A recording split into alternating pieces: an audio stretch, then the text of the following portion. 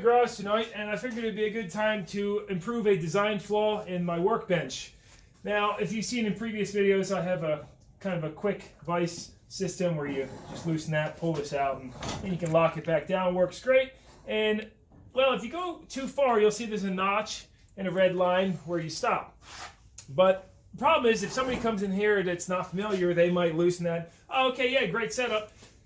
Have their foot right here, go to pull it out, and then that could happen. And this weighs probably about 80 pounds or something like that. And if that lands on your foot, well, that's going to shatter your foot. So today we're going to fix that issue. Now, originally, Rory was saying, oh, why don't we cut a slot in the top, which wasn't a bad idea, and a couple other methods I was thinking. But then, wire rope. Let's use some wire rope. So, now, it has to be adjustable, too. And we'll throw it up in this top one and show you an example of this. But essentially, my idea is that we'll have a rope, or wire rope will be better, that you can't pull it out all the way. It'll have to be adjustable so it works on this one and that one.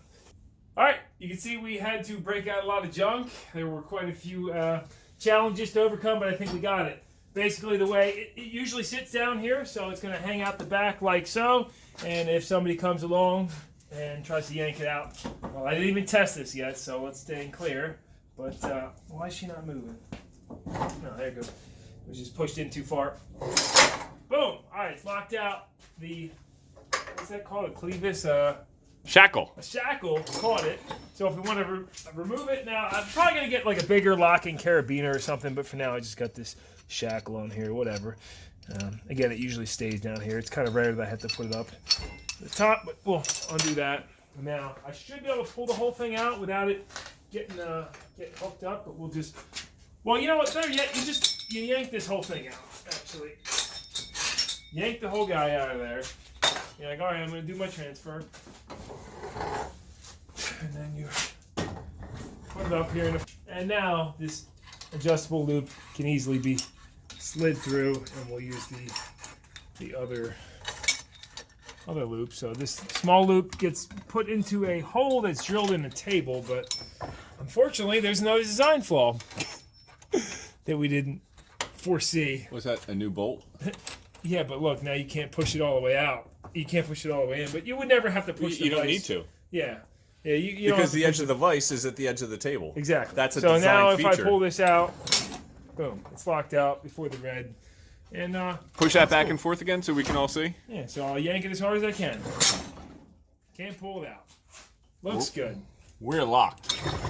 Let's try doing a switch over without pulling the cable all the way out. So you would pull it to like, maybe here, and then hold it in your hand. Okay, hey, we'll do a quick swap. All right, it stays in the tube. Push it all the way in, and then you can lock her back out. It works. It took probably a little bit longer than it should have, and I'm sure there's a better way of doing it, but that's how we did it. So, yeah. See you next time. All right, there was one more design flaw. When I gave it a super hard yank, it pulled this loop and pulled the slack out of it and let the loop slide. So I had to put a coupler in there. So now it's good. Oh, and what's nice about having the heavy weight on the end is keeps it nice and flush against there. Looks pro, baby. I did end up adding one on the other side too. It's just a quick clip design like this. Let's try it out real quick. It's kind of got a little design flaw because this will whip up and hit you. I don't know if that's in frame. Yeah, that is. But whatever, it doesn't come out anymore.